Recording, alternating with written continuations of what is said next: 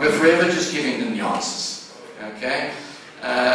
Interesting the other day that when Lena and I arrived at the school where I was going to be teaching, there was a class going on there, and the teacher was just giving them, the students, the answers from previous tests. And I wondered to myself, how much learning is really taking place there. And I think that's a big problem, not just in Taiwan, but many countries in the East. We tend to be spoon-feeding our students. Okay, we've got to move away from that. Okay, so if you think about it, those kids in the classroom who are gazing up into the sky, they're thinking about shooting for the stars. Okay, they want to be doing other things other than just sitting row by row behind each other and just listening or even sleeping in the class itself. So those are the type of students that we want to aspire to. So we're going to tap into their creativity. Okay? We're going to tap into their creativity. We have to challenge them to think. Okay? And by think, or challenge them to think, I'm talking about getting them to think out of the box. Okay? To think differently. Explore creative and unusual ideas. So that's thinking out of the box. Let them take ownership. Many times, if you give them a project, they'll ask you, can I do this, can I do that? And I was listening to some of you as well the other day when you were doing those lesson plans at the back. Can I do this? You take ownership. You decide yourselves how you want to go about it. Okay? I don't want to tell you what to do. You take ownership yourself. But in this case now, the students themselves. And recognize students' different learning styles as well, which we need to accommodate. And opportunities, opportunities, opportunities. Give them as many opportunities as possible. These are the needs, I believe, that our students in Taiwan need, and that are everything but being spoon-fed. And to accomplish that, it's about the higher order thinking skills. Maybe some of you are familiar with this, often also referred to as HOTS. But these are the skills most needed for the 21st century. And it's not me saying this. It's these gentlemen over here. It's Ma Yun and Elon Musk. Okay? What are they saying about the way we're teaching children in the world today? Well, Ma Yun is saying everything we teach should be different from machines. Okay? Everything we teach should be different from machines. We should be teaching them values. We should be teaching them the arts. We should be teaching them the sports. Those type of things. But also, our teaching is too knowledge-based. Is anyone who disagrees with that? I think we're giving our kids far too much knowledge. Okay? We're giving them far too much knowledge. Instead, we should be giving them other things, such as skills. Elon Musk, on the other hand, is saying teachers should design lessons to be fun and student-centered. He's even taken it to another level where he's even established schools in the USA and Canada based on what he believes education should be about. But my main contention is our schools today in Taiwan are too knowledge-based. So if you look at this, this is basically a simplification of Bloom's taxonomy. The majority of learning going on in Taiwan is all here in the lower order. Okay, it's all about knowledge, and it's about understanding. It's a typical comprehension test, and maybe a bit of application. Okay? This is where it is. This is where it's going in Taiwan at the moment. And we all know how old the Bloom's taxonomy is. But if you think about it, we want to be shooting for the higher order thinking skills. We want to be looking at creating, evaluating, analyzing. And research has shown that cognitive and linguistic development are closely related. So if you can think of activities that associate with creativity, evaluating, and analyzing, well, there you are. You're contributing towards that child's linguistic development, as well as cognitive. And motivation, we talked about this the other day in the class. Motivation increases when HOTS are used. And I've seen this in my own classes, that the motivation is higher when you're using HOTS. Okay, so let's look at some of the approaches that maybe some of you picked up the other day in the lesson I was presenting. If you look at evaluating judging, do you think robot is a positive or a negative thing? Okay, think about that. The questions put to students. Proven. Remember the other day I said to you, I use surveys, and I asked the students a question: which genes? Are genes popular in Taiwan? Yes or no? And some students said yes, others said no. I said, well, let's go prove it in the school and look amongst the men and the women wearing jeans. That was one. And then also another one which I did with the grade 9s. I asked them, which is the most popular food in Taiwan? Okay, and some said noodles, others would say this and that. Again, I sent them out to go prove. Find out what is the most popular food in Taiwan on a given day at the school where I'm at. Prove it. And the other one which I gave them was which is the most popular drinks as well. So let them go out. Let them go out and find what are the most popular foods and drinks and genes, etc. This one, what are the similarities and differences? Okay? And by that, I would often give them a Venn diagram. An example is, we were doing Valentine's Day. And I made the students do a comparison between how Valentine's Day is practiced in South Korea as well as in South Africa. And some interesting things came up which I didn't even think about myself, but the Venn diagram was definitely very beneficial in this case. Prediction, you saw what I did the other day with prediction. What will happen next?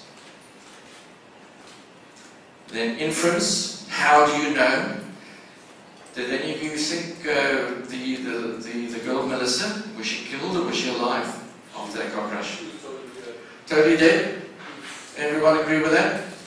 I kind of disagree with that. I wondered to myself, who put the necklace on the table and why was he looking at Facebook? I think she's blamed. Sorry? I think she's blamed for the car crash. Well, rightfully so. So she was alive. That's why she broke up. They never spoke again? Well, okay, but maybe she just dropped him. No. He was the one that was wanting to keep the library. Well, the question was, how do you know? Was she dead or was she alive? So there was no right and there was no wrong answer. But based on the evidence that was supplied in that video, you can give the students the opportunity to decide for themselves. I'm going to find whoever made that video. I'm going to ask them. Just like, please. Okay. So bad. Let's look at another one. Reflection. You saw what I did. That was to find, remember I always said to you, what message have you got embedded in your lesson? Reflection. I always like the students to think afterwards, what would you have done differently? Okay. Then we have another one, creative thinking. And that lesson which I did the other day, what creative thinking was going on there? There was two such activities. Yeah.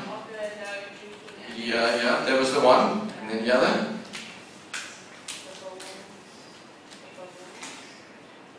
Balloons. No, not this, no, not yours, the students at the school. Write a message on Facebook.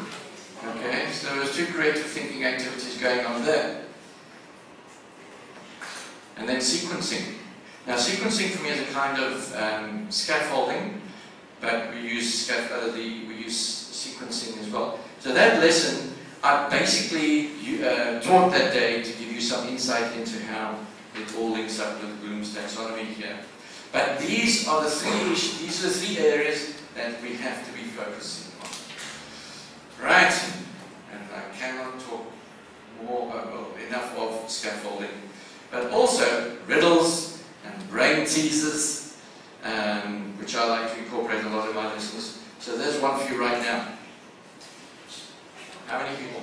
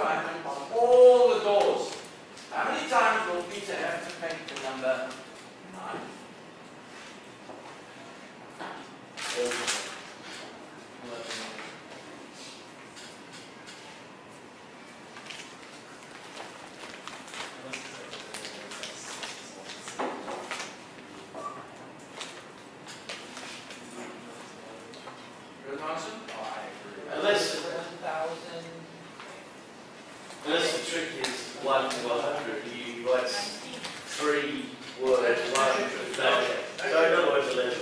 No? You have to write 1 to 100 on all the doors, so every door has 1 to 100 on it. How many times do you have to Maybe number 9. Uh, You're reading logically, so you're 1,100. No. Anyone?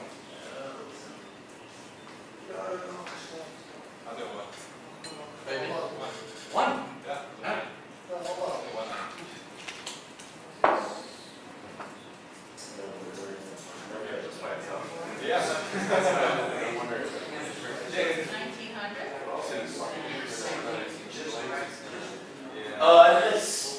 Unless there's only one door. No, there's no. It's 100 doors. Yeah, sorry? And how many times 1 to 100 in all the doors? So there's going to be 100 doors. Okay. No. But close to it.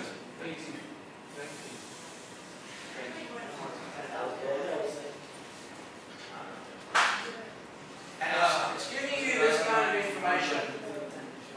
There is schools.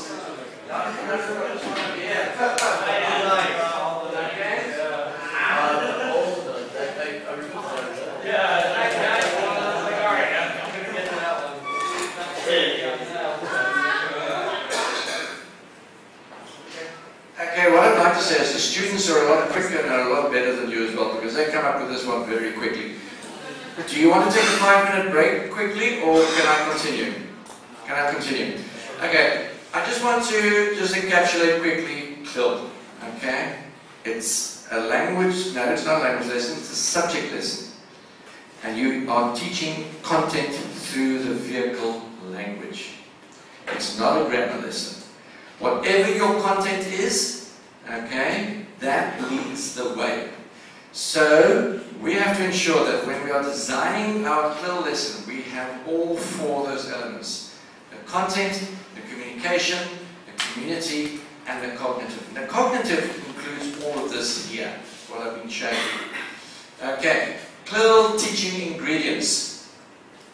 Well, there's going to be a clear progression of content. And remember the other day I gave you that lesson plan, okay, the way you can approach it.